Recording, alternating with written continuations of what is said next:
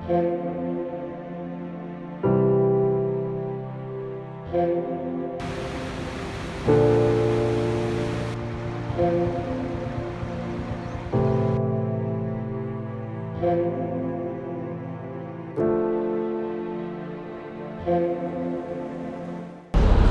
वालेकुम। उम्मीद है आप लोग खैर खैरियत से होंगे। आज मेरा दूसरा दिन है कश्मीर ट्रिप का। अभी मैं मुजफ्फराबाद में हूँ और सुबह के 8:30 हो रहे हैं और अभी मैंने एक कप चाय के लिए आर्डर किया है और साथ में ये बिस्किट हैं। बस इसी के साथ नाश्ता करते हैं और इतना आगे होगा तो कुछ खा लेंगे।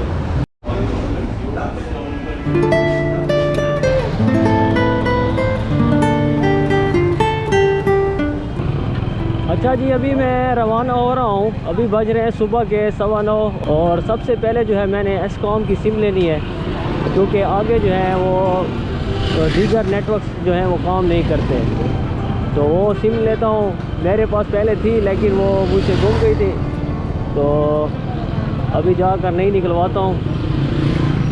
यहाँ पर दफ्तर है, मुझे किसी ने बताया है, ये रोड की उस तरफ।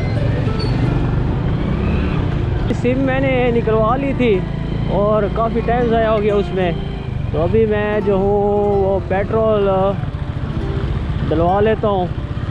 वैसे है तो सही लेकिन एहतियातन डलवा लेता हूँ।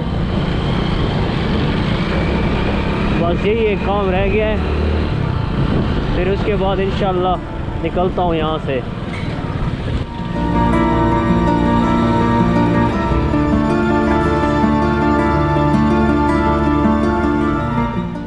फाइनली जी मैं मुजफ्फराबाद शहर से निकल आया हूँ और अभी मैं केरन की तरफ जा रहा हूँ।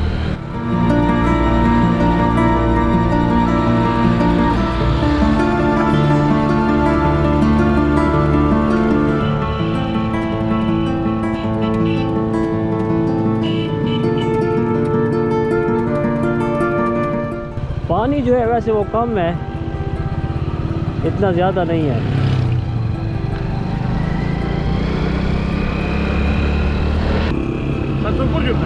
जी जी, जाना किधर है? केल केल।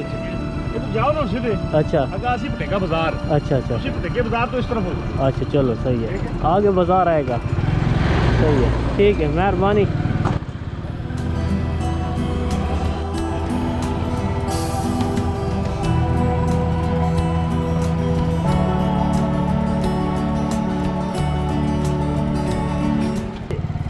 ये जो है नीलम झेलम डैम है और ऑफिशियली तौर पर यहाँ से हम अब इंटर हो रहे हैं नीलम वैली के अंदर। Neelam Jhelum hydro power plant Muzaffarabad से 41 किलोमीटर के फासले पर नौशहरी के मकाम पर बनाया गया है। इसके अंदर 2 टनल्स हैं जिनकी कुल लंबाई 19.6 किलोमीटर है और अगर इसकी कैपेसिटी की बात की जाए तो इसकी कैपेसिटी 969 मेगावाट है। इस प्रोजेक्ट का आगाज़ 2008 में हुआ था और 13 अप्रैल 2018 को इसने अपनी पैदावार शुरू की थी।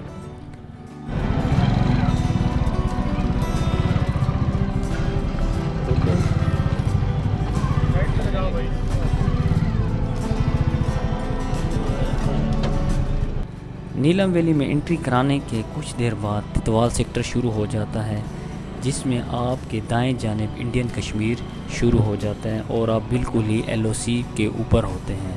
अच्छा जी, मेरी राइट साइड पर इंडिया है, नीचे आपको फ्लैग भी नज़र आ रहा होगा और ये पाकिस्तान है। उस तरफ जो गांव है उसका मुझे नाम नहीं पता नहीं कौन सा गांव है, शायद तितवाल हो, तो ये जगह। और सामने इंडिया का फ्लैग भी है और कुछ तो कुछ गाड़ियाँ वगैरह भी ठहरी हुई हैं इधर। अच्छा, ये जितनी भी इस साइड पर वैली है सारी इंडियन ऑक्युपाइड कश्मीर में आती है और ये सारे नीचे इंडियन गांव हैं और ये पाकिस्तानी साइड है।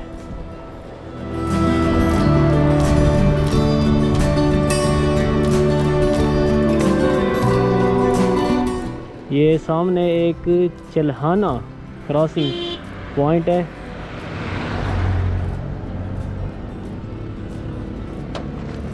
और ये होती होगी लेकिन अभी मेरे ख्याल से फ़िलहाल बंद है। ये गांव आधा पाकिस्तानी साइड पर है और आधा इंडियन साइड पर है और LOC ने इस गांव को तकसीम किया हुआ है। इस वजह से यहाँ पर एक क्रॉसिंग पॉइंट बनाया गया है ताकि रिश्तेदार आपस में मिल सकें। पाकिस्तानी साइड पर इसको चिल्हाना कहा जाता है जबकि इंडियन साइड पर इसको तितवाल कहा जाता है। 2019 में पुलवामा अटैक के बाद इस क्रॉसिंग पॉइंट को बंद कर दिया गया था।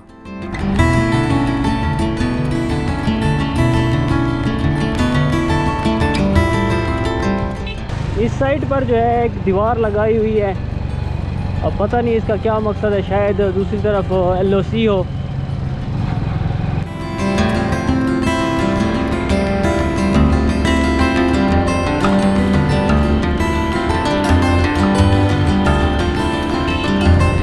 अभी ज़रा चेक करें, मौसम बहुत अच्छा हो गया है और काफ़ी अच्छा नज़ारा मिल रहा है, हवा भी ठंडी है अब तो। अभी मैं पहुंच चुका हूं कुंडल शाही और यहाँ पर एक वाटरफॉल भी है जहाँ पर एक कुछ अर्सा पहले एक हादसा भी हुआ था, तो यहाँ पर कुछ देर रुकता हूँ मैं।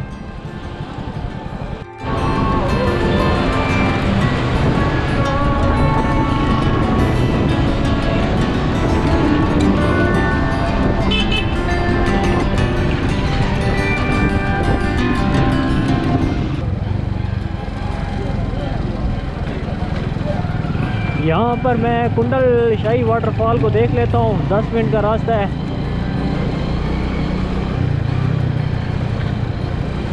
और फिर आगे जो है फिर मैं शारदा की तरफ जाऊँगा। तकरीबन यहाँ से फिर 3 घंटे हैं, शाम से पहले पहले तक मैं जो है पहुँच जाऊँगा।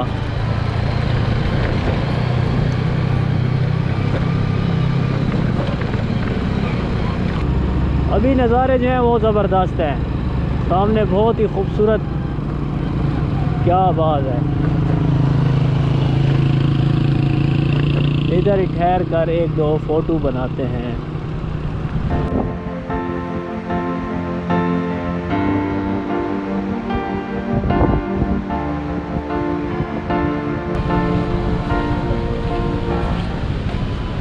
ये है कुंडल शाही वाटरफॉल, क्या बात है, बहुत ही ज़बरदस्त।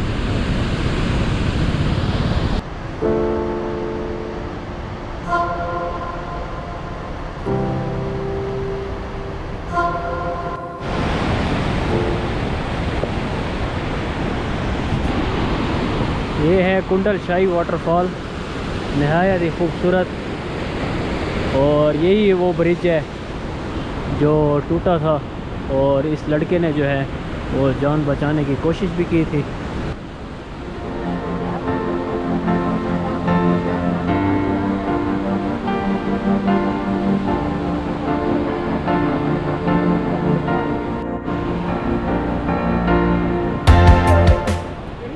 खाना मैंने दोपहर का मंगवा लिया है और अभी मैं जिस मकाम पर हूँ ये कुंडल शाही वाटरफॉल है और ये प्लेट जो है वो 150 रुपये की मिली थी।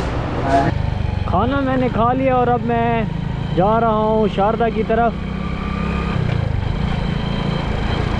पहले आएगा 8 मकाम, फिर केरन और फिर शारदा आएगा।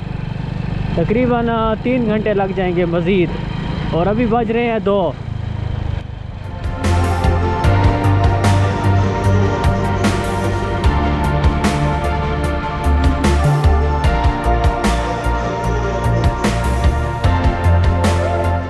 बारिश भी हल्की हल्की स्टार्ट हो गई, बिल्कुल मामूली सी अभी है। 8 मकाम मैं पहुंच गया हूँ।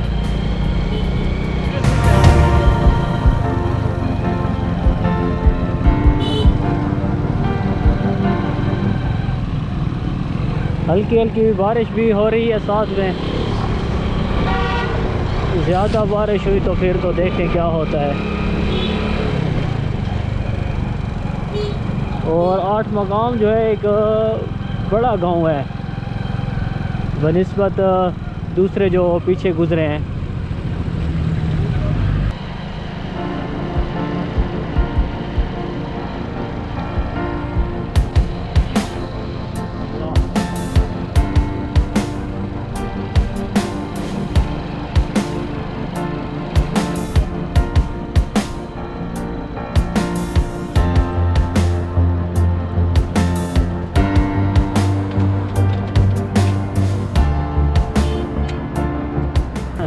तकरीबन हम पहुंच चुके हैं। यहाँ से शारदा अभी भी 50 किलोमीटर के आसपास है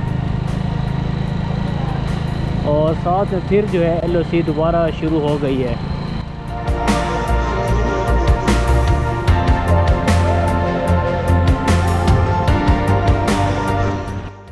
अच्छा, केरल के अंदर जो है वो बहुत ही ज़्यादा जो आपको है ना होटल्स और रेस्टोरेंट आपको मिलेंगे, बहुत ज़्यादा है यहाँ पर।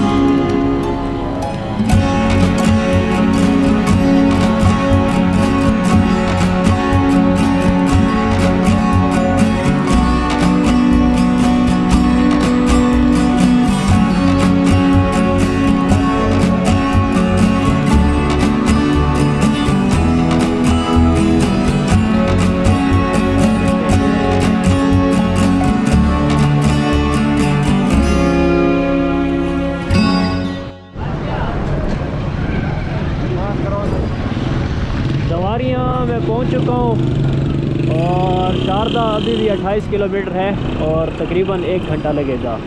यहाँ पर सारा लिखा हुआ है, ड्यूरेशन और किलोमीटर्स। तो इस तरफ जो है वो रत्ती गली है, लेकिन वो अभी फ़िलहाल बंद ही होगी।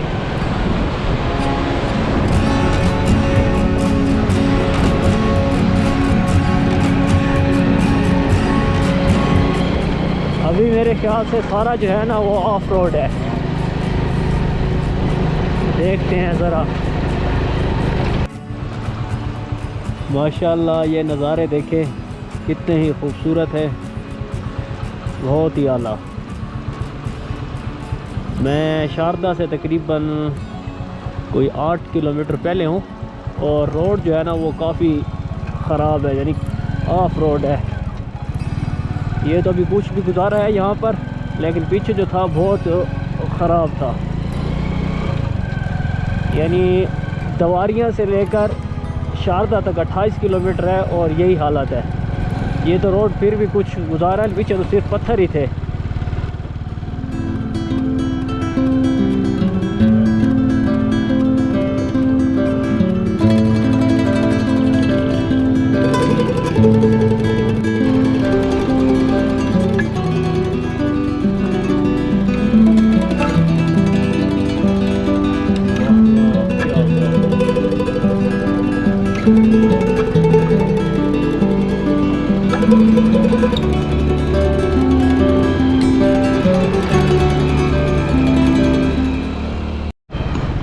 पूरे रास्ते पर जो है यानी दवारियाँ से आगे वो काम हो रहा है और रोड की हालत कुछ ऐसे बनी हुई है। यानी स्पीड जो है 10, 15, 20 यही लगती है।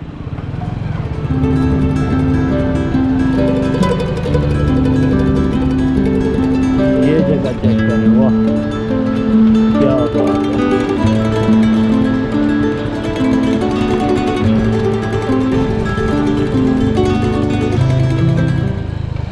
यहाँ पर जितनी भी दुकानें हैं या दीगर इमारतें हैं वो सारी लकड़ी से बनी हुई हैं और बहुत ही, देखें बहुत ही पुराना मकान है। अच्छा ये देखें पत्थर हैं टोटल नीचे, अब इस पे बंदा क्या चलाए।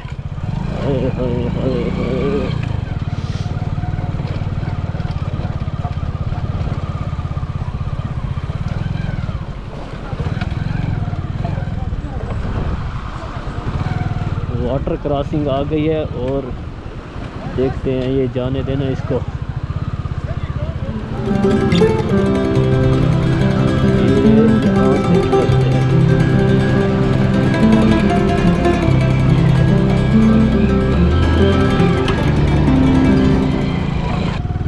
शारदा के करीब पहुंच चुके हैं, बस थोड़ा सा टाइम है।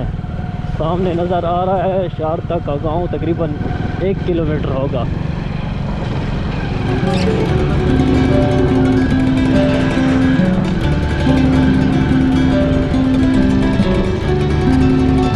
बहुत ही उम्दा।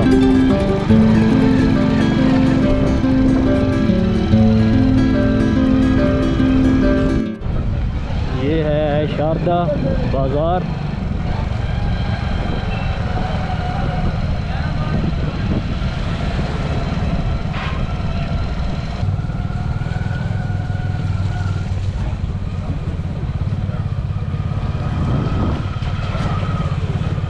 यहाँ पर हुई है बारिश, तो हालत देखे ज़रा।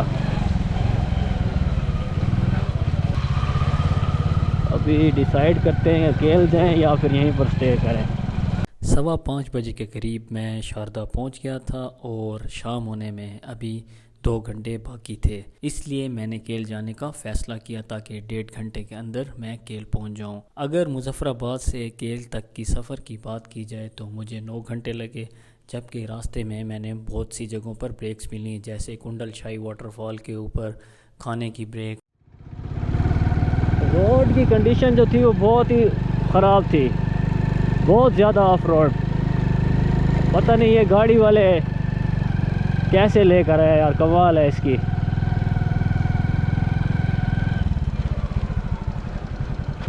अभी हम पहुंच गए हैं, बस तकरीबन 1 किलोमीटर है, सामने नज़र आने शुरू हो गए केल। हालांकि इरादा तो मेरा था कि शारदा रुक जाता, लेकिन फिर यही ठीक लगा क्योंकि टाइम था। फिर मैं सुबह निकलता और फिर मुझे जो है वो टाइम लग जाना था। वाह, अभी चेक करें नज़ारे।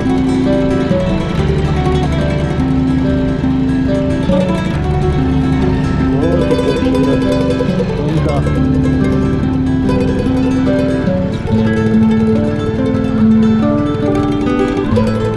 फाइनली जी मैं केल पहुंच चुका हूँ। तकरीबन 6:45 बजे तक पहुंचा था। रूम मैंने ले लिया था, 600 रुपये का मिला, बड़ा ही मुनासिब। आपको रूम भी मैं दिखा देता हूँ।